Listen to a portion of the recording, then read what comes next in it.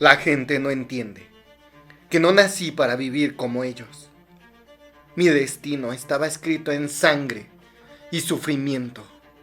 Bienvenidos a Memorias del Asesino, donde exploramos las mentes más oscuras y los crímenes más impactantes de la historia. Aquí descubrirás los detalles ocultos, las historias no contadas y los misterios más escalofriantes. Prepárate para adentrarte en lo macabro y lo desconocido.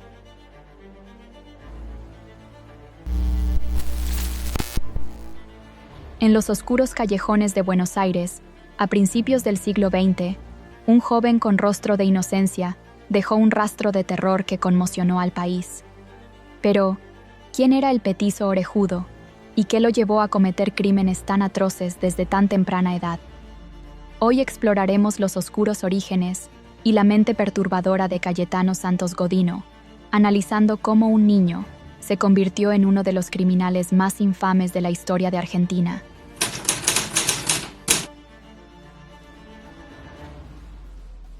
Buenos Aires, a inicios del siglo XX, era una ciudad en rápido crecimiento, marcada por la migración masiva y la desigualdad social. En este contexto de pobreza y tensión, surgieron historias de delincuencia y violencia que reflejaban los conflictos de la época. Cayetano Santos Godino, apodado el Petizo Orejudo por sus prominentes orejas, era un niño que desde muy joven mostró un comportamiento inquietante. Hijo de inmigrantes italianos, creció en un hogar violento y disfuncional. Las calles de Buenos Aires eran un mundo aparte, un lugar donde los fuertes aplastaban a los débiles. Yo aprendí eso desde chico. Nadie me enseñó a ser bueno. ¿Para qué? En mi casa los gritos eran más fuertes que las palabras, y los golpes llegaron antes que el cariño. Si el mundo me trataba con crueldad, ¿por qué no iba a devolverle lo mismo? Nacido el 31 de octubre de 1896 en Buenos Aires, Godino era hijo de inmigrantes italianos, Fiore Godino y Lucía Ruffo. La familia se encontraba en una situación económica precaria y Cayetano creció en un hogar abusivo. Su padre, alcohólico y golpeador, infligió severos maltratos a él y a sus hermanos. Desde pequeño, Cayetano fue víctima de los abusos de su padre y también de su hermano mayor, quien le daba ginebra a una edad temprana. Estas experiencias traumáticas contribuyeron a su comportamiento agresivo y problemático. Nací en un mundo que no tenía lugar para mí. En mi casa, el hambre y los golpes eran lo único seguro. Mi padre bebía hasta perderse, y cuando lo hacía, su furia caía hacia nosotros. Mi hermano se divertía dándome ginebra y viendo cómo me mareaba. Decían que era un niño malo, pero ¿qué otra cosa podía ser si solo conocía el dolor y la violencia? Desde su nacimiento, Cayetano enfrentó problemas de salud significativos. Se dice que nació con complicaciones debido a la sífilis que padecía su padre, lo que lo llevó a estar al borde de la muerte en varias ocasiones durante su infancia. Su hermano Antonio también sufrió enfermedades graves, lo que reflejaba un ambiente familiar lleno de dificultades. Dicen que desde que nací ya estaba marcado, que la enfermedad de mi padre me dejó débil y frágil. Muchas veces creyeron que no iba a sobrevivir, pero aquí estoy. No sé si fue suerte, un castigo. Mi hermano Antonio también estaba siempre enfermo. En esa casa, la muerte nos rondaba desde chicos, pero yo aprendí algo. Si el dolor no te mata, te endurece. Cayetano asistió a varias escuelas desde los 5 años, pero fue expulsado repetidamente debido a su falta de interés y comportamiento rebelde.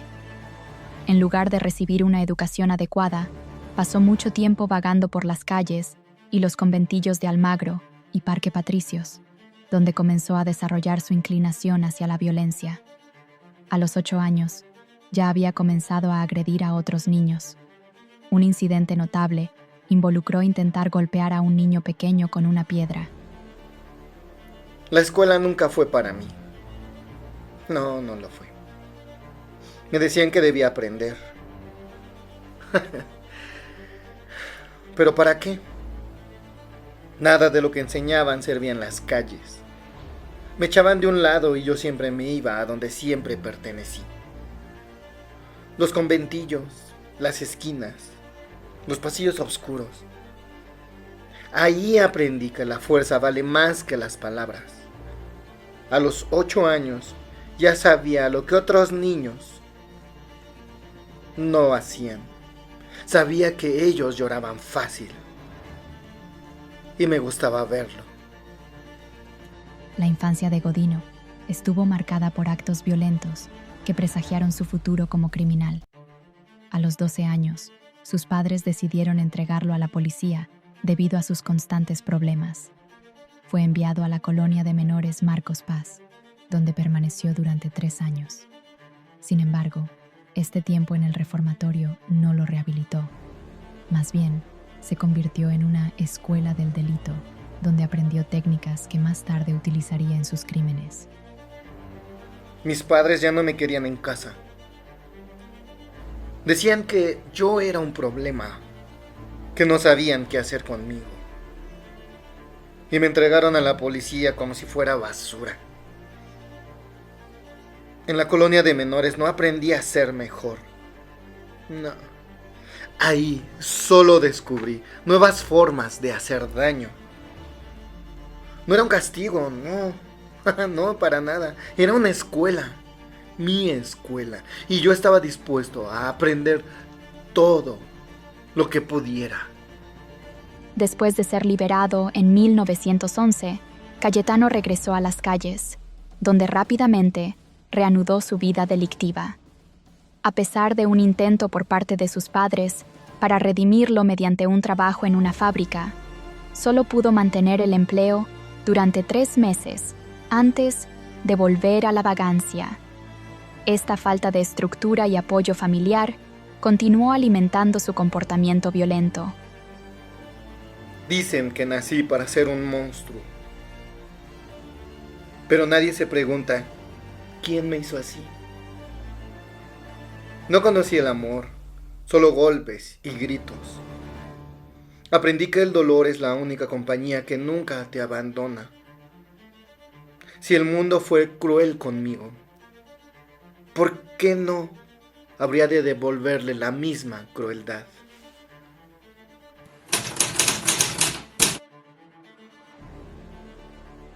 Entre 1906 y 1912, Cayetano Santos Godino cometió una serie de actos brutales contra niños pequeños.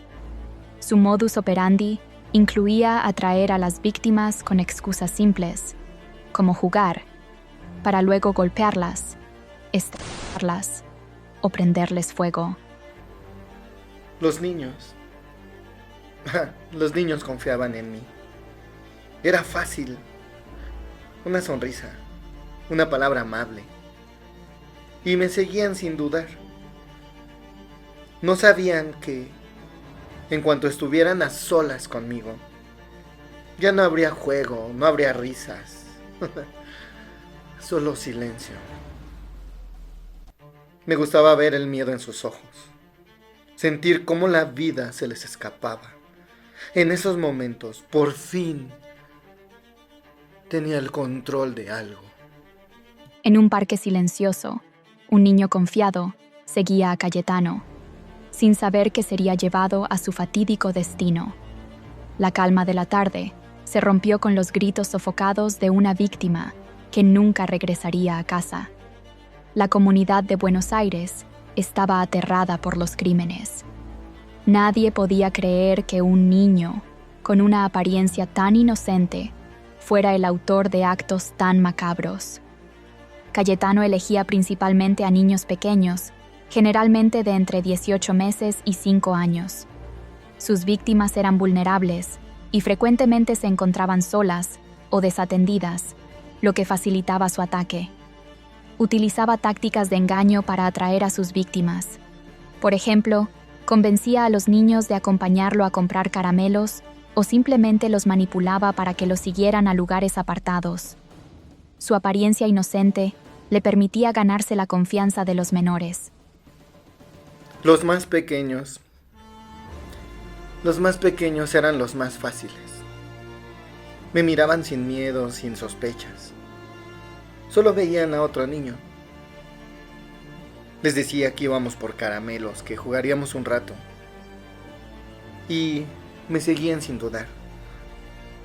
Nadie los cuidaba, nadie los protegía. No, nadie. En el momento en que tomaban mi mano, ya eran míos. Sus ataques eran extremadamente violentos y variaban según la víctima. Comenzaba golpeando a los niños con piedras o sus manos, y luego los ahorcaba con cuerdas. En algunos casos, les causaba lesiones severas antes de matarlos, como quemarles los párpados o golpearles la cabeza repetidamente. Entre sus crímenes más notorios se encuentran el asesinato de Arturo Laurora, estipulado en enero de 1912, la muerte de Reina Bonita Vainikov, a quien quemó viva en marzo de 1912, el homicidio de Gesualdo Giordano, un niño de 3 años, en diciembre de 1912. Además, Godino también provocó incendios en varias ocasiones, mostrando un interés por la piromanía que se manifestaba desde su infancia.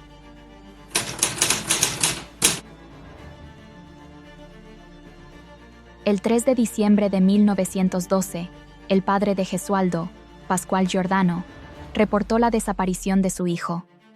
Al día siguiente, el cuerpo fue hallado en un descampado en el barrio de Parque de los Patricios. Este descubrimiento llevó a una rápida investigación por parte de las autoridades.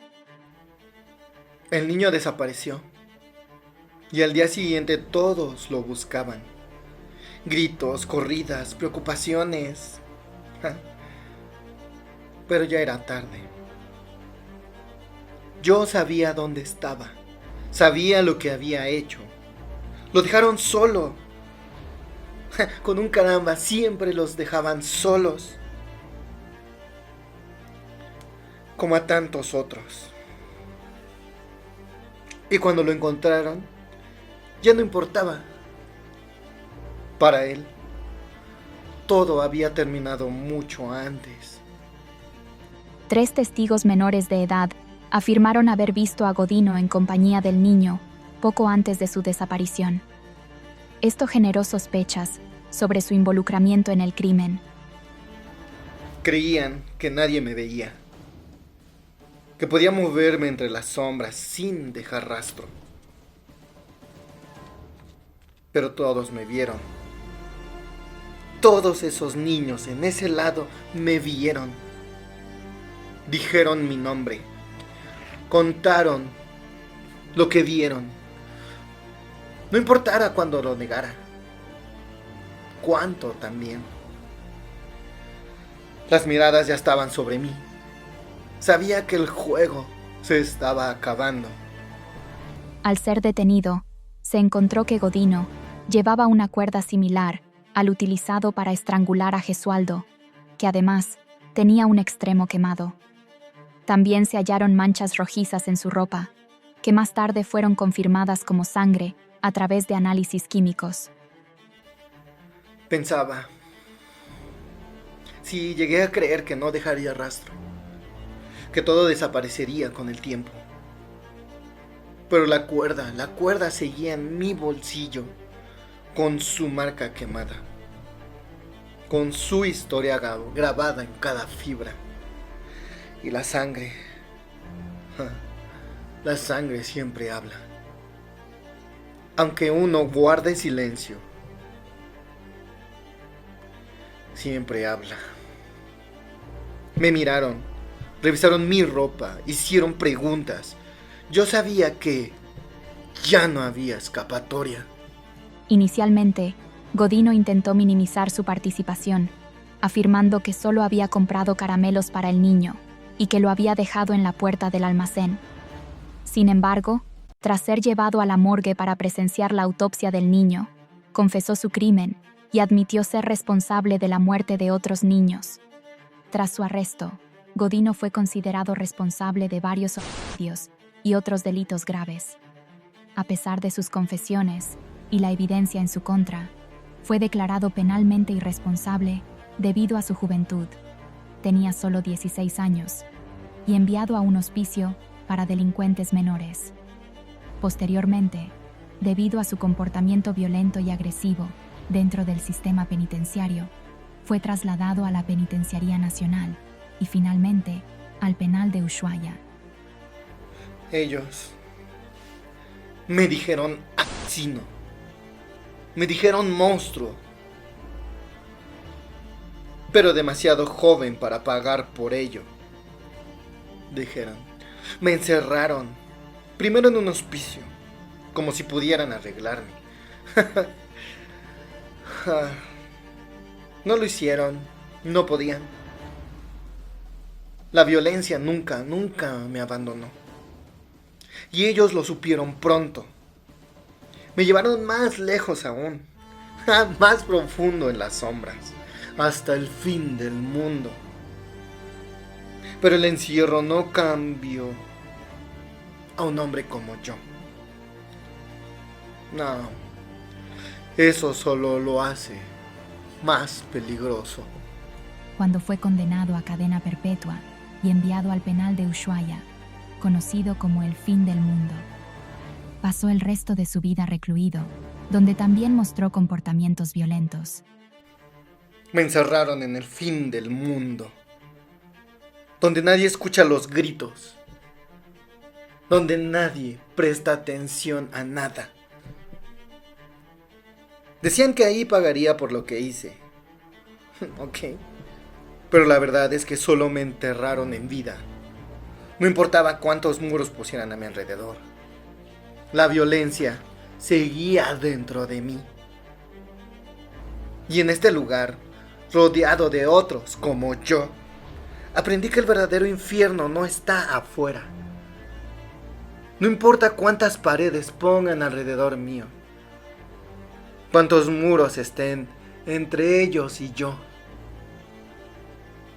El verdadero infierno está dentro de uno mismo. El caso generó un debate sobre cómo tratar a menores con tendencias criminales y reveló las fallas en el sistema para identificar y tratar problemas psicológicos en la infancia.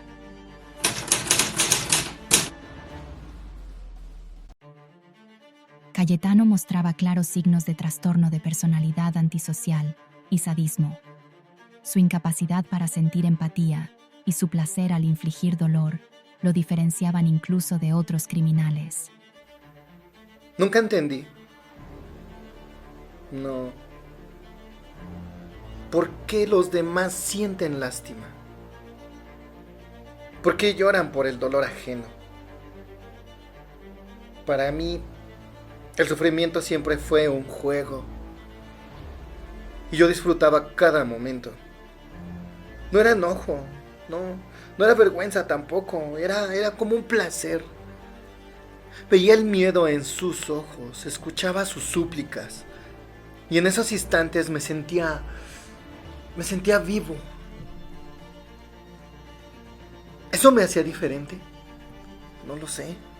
Tal vez. Pero nunca me importó. Su infancia traumática y la falta de intervención adecuada probablemente contribuyeron al desarrollo de sus impulsos violentos. Para él, la violencia era una forma de expresión y control. A pesar de su corta edad, Cayetano Santos Godino compartía similitudes con asesinos en serie adultos en cuanto a su falta de remordimiento y la planificación de sus crímenes. Decían que era solo un niño. Pero yo nunca me sentí como uno. Los juegos de los demás me aburrían. Los míos eran un tanto diferentes. No era un impulso, no. No, tampoco. No era locura. Sabía lo que hacía. Lo pensaba, lo planeaba y nunca me arrepentí. ¿Por qué debía hacerlo?